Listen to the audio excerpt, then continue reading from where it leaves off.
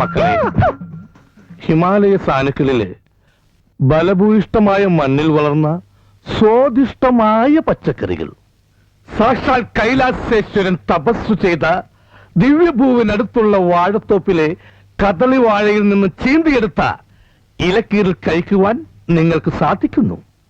ചിന്നസായി art of ഈറ്റിംഗിന്റെ ആദ്യ പ്രത്യേകതയും അതാണ്. സ്വാമി, ഒരു സംശയം. ഹിമാലയ സാനുക്കളിൽ മുഴുവൻ മഞ്ഞല്ലേ, അവിടെ പച്ചക്കറികൾ വളരുവോ? കൈലാസേശ്വരൻ തപസ് ചെയ്ത ദിവ്യഭൂവിനടുത്ത് വാഴത്തോപ്പുണ്ടെന്നോ?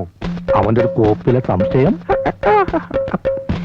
പിന്നെ ദൂരീകരിച്ച് തന്നാലും മതി. ദൂരീകരിക്കാനല്ല, നിന്നെ ദൂരെ കോഴിക്കും. മിണ്ടാതിട പുല്ലേ. ഭോജന പ്രക്രിയ ആരംഭിക്കാം. മകനെ, ആ ദിവ്യ സാമ്പാറും ഭക്ത അവിയലും ഇങ്ങോട്ട് എടുത്തുകൊള്ളുക. എടുക്കുക.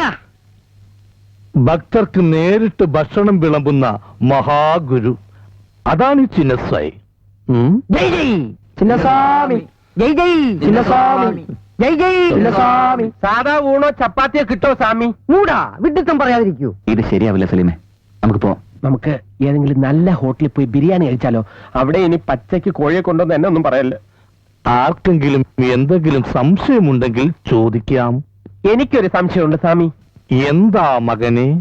അല്ല, ആഹാരം കഴിക്കാതെ തിരിച്ചു പോകുമ്പോ നമ്മൾ തന്ന കാശ് തിരിച്ചു തരുമോ? തരില്ല മകനെ.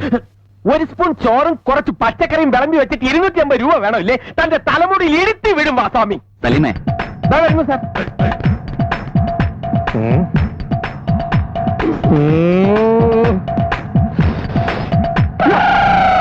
അസന്മാർഗികൾ. പ്രകൃതി ജീവനത്തിന്റെ ഗുണം അവർക്കറിയില്ല. ആഹാരത്തിലൂടെ ഈശ്വരനെ അറിയാൻ ശ്രമിക്കുന്നില്ല. ഇവിടെ അല്പം മുരിങ്ങയില വിളമ്പു, ഇവിടെ അല്പം കുറുന്തൂട്ടിയ ചെറു വിളമ്പു, ഇവിടെ അല്പം കമ്മ്യൂണിസ്റ്റ് പച്ച വിളമ്പു. വേഗമായിക്കോട്ടെ. ഓം സാത്വിക ശലസന്ധാനം. അവിടെ അല്പം ദൃക്തം തിരിച്ച വിളമ്പു. സപ്തകുലേ ഏകകുലേ ത്രികുലേ ചിക്കൻ ചിക്കനേ ശാന്തി. ദൈവമേ, ചിക്കൻ തിന്നാതെ 1 മണിക്കൂർ പോലും എനിക്ക് ജീവിച്ചിരിക്കാൻ പറ്റില്ലെന്നായി. ഇങ്ങനെ പോയാൽ ഞാൻ വല്ല പൈൽസും വന്ന് ചാവത്തേ ഉള്ളൂ. സ്വാമി,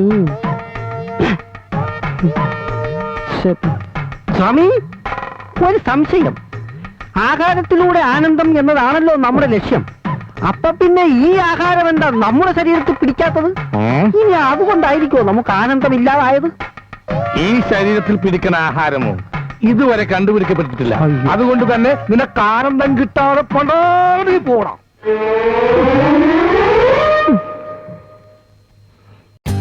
For more updates, like, comment, subscribe to our channel.